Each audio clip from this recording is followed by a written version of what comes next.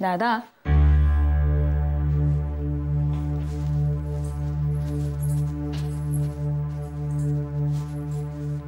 दादा, तुला सांगू,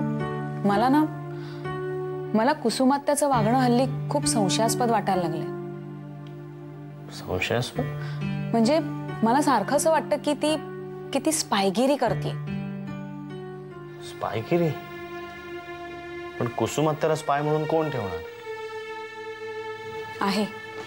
कोणीतरी नक्कीच आहे. तिचं फोनवर कुजबुजणं, अचानक घरातून कोणाला तरी भेटायला बाहेर जाणं आणि मध्यरात्री उठून माझी पुस्तकं वाचणं, हे सगळं विचित्र नाही वाटत तुला सुद्धा? मान्य, पण या सगळ्याचा स्पायगिरीशी काय संबंध आणि कोणासाठी?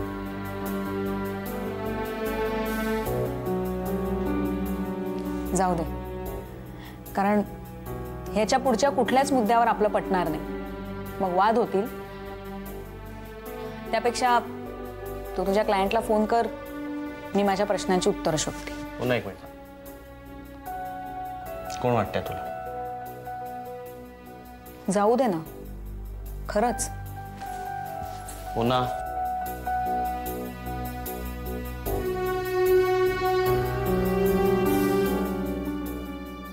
कोण आहे?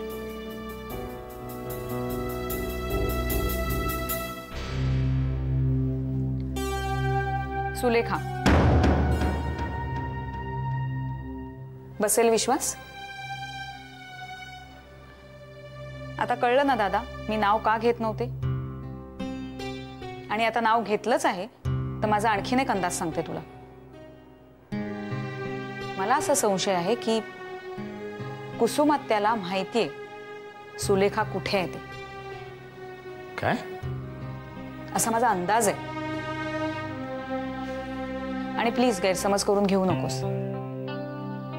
कुठलीही गोष्ट सिद्ध केल्याशिवाय मी आरोप करणार नाहीये. डोंट वरी. पुन्हा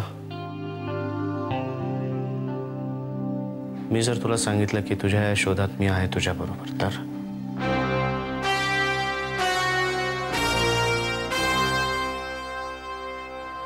आय एम विथ यू.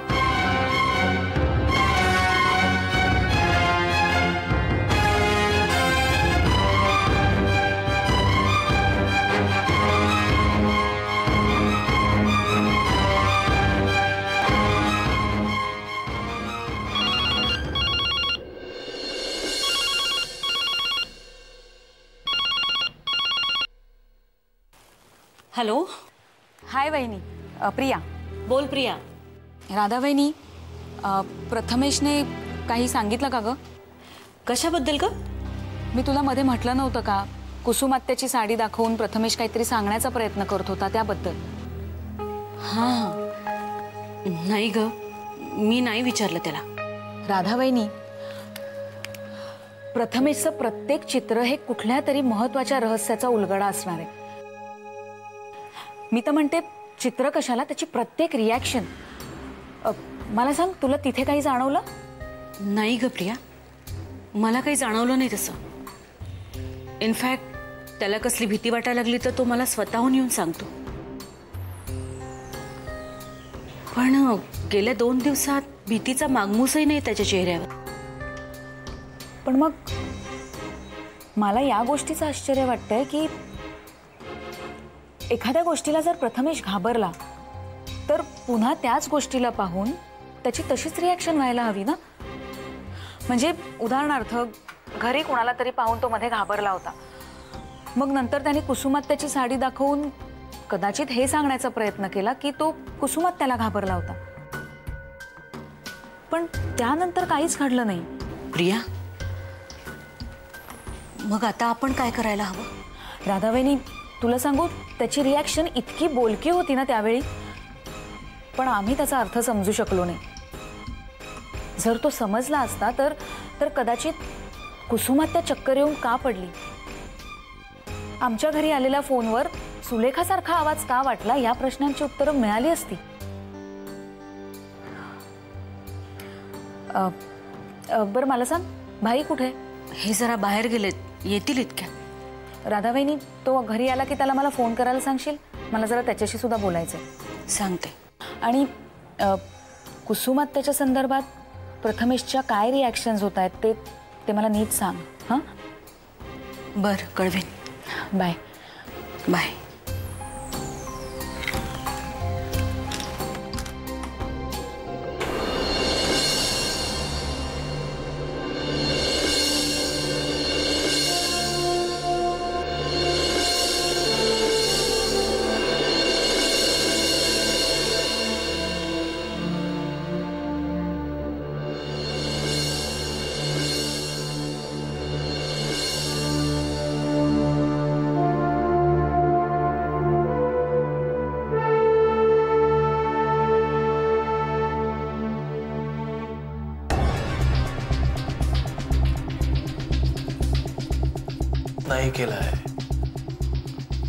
नाही केलाय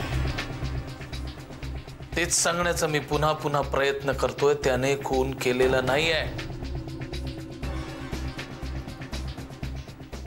डॉक्टर जोशी म्हणून संमोहनशास्त्रातले एक डॉक्टर आहेत. त्यांनी संमोहित करून अभिमानला प्रश्न विचारला होता की तू खून केलास का, तेव्हा त्याचं उत्तर नाही आलं होतं. मी कोणा लिंबू मिरचीवाल्या मांत्रिकाबद्दल बोलत नाही, डॉक्टर बद्दल बोलतोय मी. तिने फक्त एकदा त्याचं नाव घेऊ दे. 24 तासात त्या माणसाला तुझ्या समोर आणून उभा नाही केला तर नावाचा यशवंतराव सरंजामी नाही.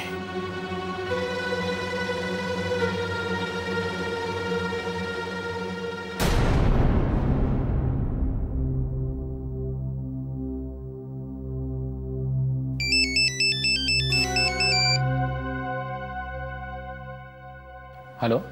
हॅलो, डॉक्टर प्रदीप जोशी बोलतोय. डॉक्टर मी आदिनाथ शास्त्री बोलतोय. आपली भेट झाली होती. आलं लक्षात. डॉक्टर मला आपल्याला भेटायचं आहे अभिमान सरंजामी या केस संबंधी. आदिनाथ, खरं तर याची वाच्यता कुठेही न करण्याचा शब्द मी यशवंतरावांना दिला आहे. यशवंतरावांसाठी अभिमानची केस जेवढी महत्त्वाची आहे तेवढीच ही केस तुमच्याही महत्त्वाची आहे याची मला पूर्ण कल्पना आहे. बोला तुम्ही. डॉक्टर, मनात अनेक प्रश्न आहेत ज्यांची उत्तरं यशवंतराव सरंजाम यांनी दिल्यानंतर त्यांच्यावर कितपत विश्वास ठेवायचा यावरही प्रश्न आहेच. मला आपल्याला भेटायचं आहे. माफ करा आदिनाथ, कदाचित मी तुमच्या सगळ्याच प्रश्नांची उत्तरं नाही देऊ शकणार. यामागे काही तात्विक कारण आहेत, तुम्ही कृपया समजून घ्या. हे बघ, मला फक्त आपली भेट हवी आहे. कुठे, कधी ते तुम्ही सांगा. कसं या भेटीवरच अनेक निष्कर्ष आणि निर्णय अवलंबून आहेत डॉक्टर. जर आपली भेट झाली नाही तर या सगळ्याला कदाचित खूप उशीर झाला असेल. तुम्ही म्हणत असाल तर मी आत्ता सुद्धा येऊन तुम्हाला भेटू शकतो. नाही आदिनाथ, ऐकून घ्या. आज दिवसभर मी क्लिनिकमध्ये नाही आहे. मी एका महत्त्वाच्या केससाठी अलिबागला चाललो आहे. मी तिथून निघताना तुम्हाला फोन करतो. No problem. Thank you. Bye. Bye.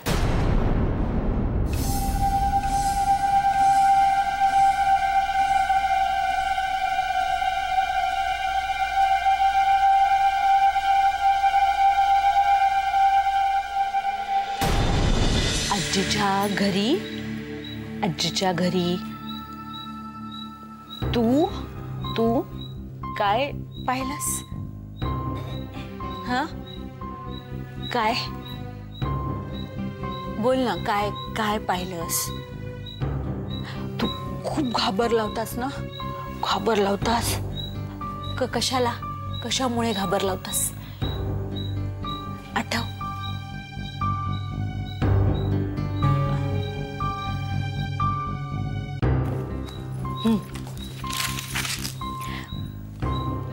Priya आत्या, प्रिया आत्या, प्रिया आत्या.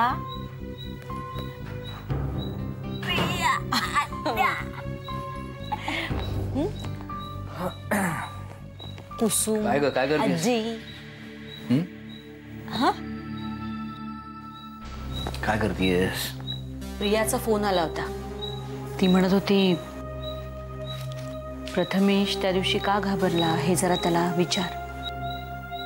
म्हणजे त्याच्या उत्तरावरून घरात नेमकं काही घडलं होतं का हे कळेल.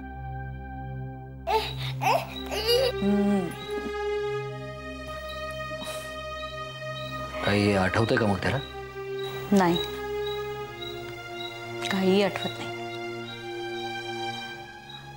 कुसुमात्यांची साडी घेऊन आला त्या दिवशी तो, म्हणून मी कुसुमात्यांचा फोटोही दाखवला, पण तो काहीच रिॲक्ट होत नाहीये. आबा आहेत ना. त्याला नसेल आठवत तर नको ना विचारूस.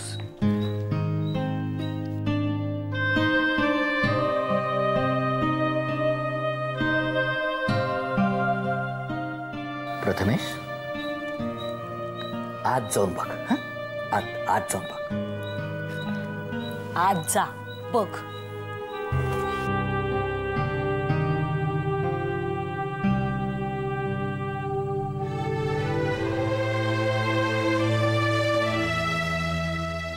खरं म्हणशील तर परत कधीच नको विचारूस.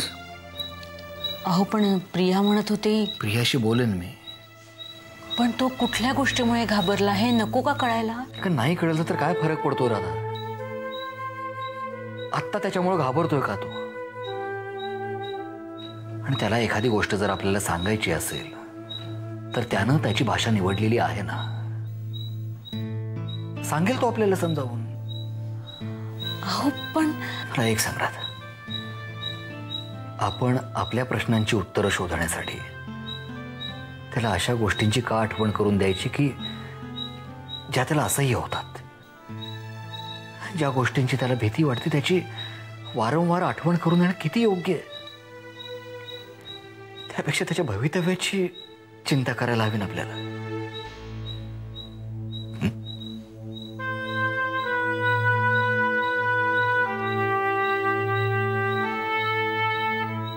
पटतंय मला तुमचं म्हणणं. आपण खरंच प्रथमेशच्या भविष्याचा विचार करायला हवा. आणि आपण सारखा त्याचा भूतकाळ घेऊन बसतो. त्याला जेव्हा वाटेल, त्याच्या मनात येईल तेव्हा तो आपल्याला चित्र काढून दाखवेल. त्याला जेव्हा सुचवायचं असेल ना तेव्हा तो सुचवेल. पण आता आपण त्याच्या मागे नाही लागायचं.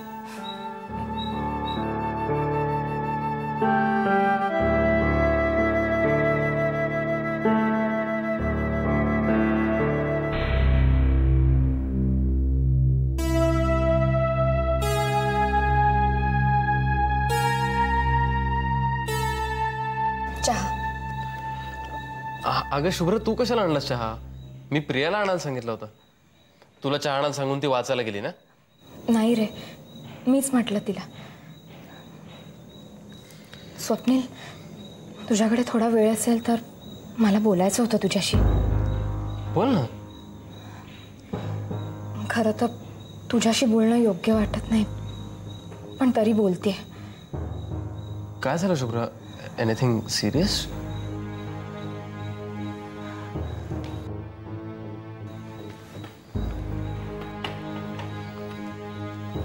स्वप्नील, अरे आदिनाथ हल्ली खूप गप्प असतात. कोणाशीच धड बोलत नाहीत. घरी आल्यापासून माझ्याशीही मनमोकळेपणाने बोलले नाहीये. काय झालंय रे? काही प्रॉब्लेम आहे का? तू अस्वस्थ दिसतो तसा, पण तुलाही न सांगण्यासारखं काही असेल हे मला माहित नव्हतं. वाटलं होतं हे घरी आल्यावर सगळं सुरळीत होईल, पण दिसणारं चित्र वेगळंच आहे. बहुतेक त्यांच्या समोरचा प्रॉब्लेम खूप गुंतागुंतीचा आहे, म्हणून त्यांच्याशी बोलले नाही. आईबाबांशीही धड बोलत नाहीत रे, म्हणून म्हटलं तुला विचारावं. नाही, बरं झालं तू मला बोललीस ते. मी बोलतो, आधीशी बोलतो. आणि हो, तू मला हे सांगितलंस हे मी त्याला सांगत नाही. Don't worry. थँक्यू. बरं, तू चहा घे, मी आलेच.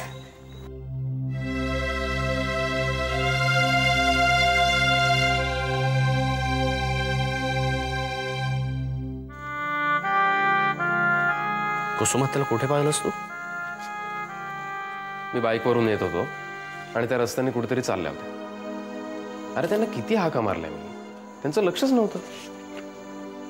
लक्ष नव्हतं म्हणजे बघून न बघितल्यासारखं केलं की खरंच लक्ष नव्हतं तिचं? शी वॉज ॲब्सोल्युटली ब्लँक.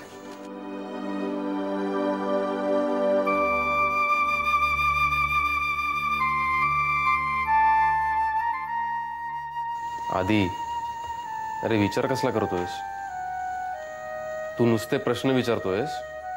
प्रिया कन्क्लुजनवर पोचली सुद्धा.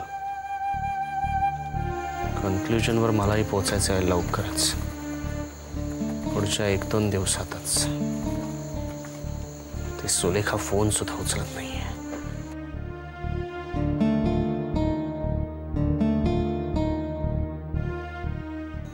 तू आणि सुलेखा कॉन्टॅक्टमध्ये आहात? मी त्याला कमिट केलं होतं की मी हे कोणालाही सांगणार नाही. पण आधी लेट मी कंप्लीट.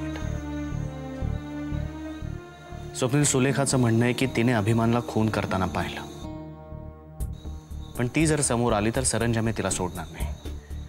त्यामुळे ती पळते, ती कोणाही समोर येत नाही. पण यशवंतराव सरंजामेचं म्हणणं आहे की अभिमानने खून केलेला नाहीये. डॉक्टर जोशींच्या मदतीने त्यांनी ते सिद्ध केलंय. त्यांचं म्हणणं आहे की सुलेखाला फक्त समोर आणा, आम्ही तिला काही करणार नाही. तिने सांगू दे कोणी खून केलाय, मी 24 तासाच्या आत त्याला पकडून देईन. कोणावर विश्वास ठेवू मी? सुलेखाच्या एका जबानीवर बाळकाकाच्या खूनाची केस बंद होऊ शकते. तिने हा गैरसमज करून घेतलाय, त्यामुळे गैरसमज नाही आधी. ती अत्यंत समजूतदारपणे पाऊल उचलते.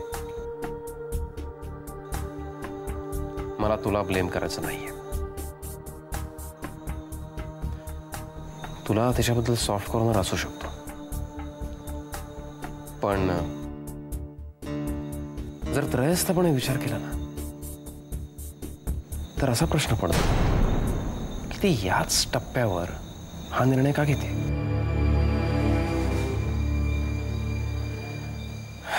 आधी मला कधी कधी असं वाटतं की ती एक घर पुढचा विचार करते नेहमी. हरकत नाही, यावेळी आपण तिच्याही पुढचा विचार करायचा. आधी आपण आता सुलेखाला शोधायचं नाही, तिला निग्लेक्ट करायचं. अरे पण अशाने एकानंतर एक प्रकरण संपलं की दुसरं प्रकरण, दुसरं संपलं की तिसरं. हे संपतच नाही आधी. पण या सगळ्यामध्ये तू एक गोष्ट विसरतोयस. कोणती? शुभ्रा.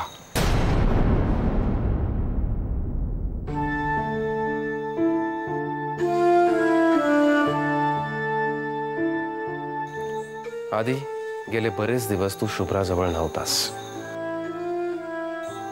अर्थात तू घरीच नव्हतास.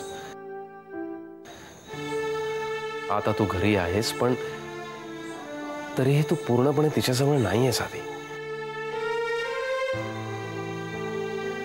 तिची अवस्था कशी आहे तुला माहिती आहे. इतर सगळ्या गोष्टींमध्ये आम्ही तुझ्याबरोबर आहोत आधी, पण प्लीज तू शुभ्राकडे दुर्लक्ष करू नकोस.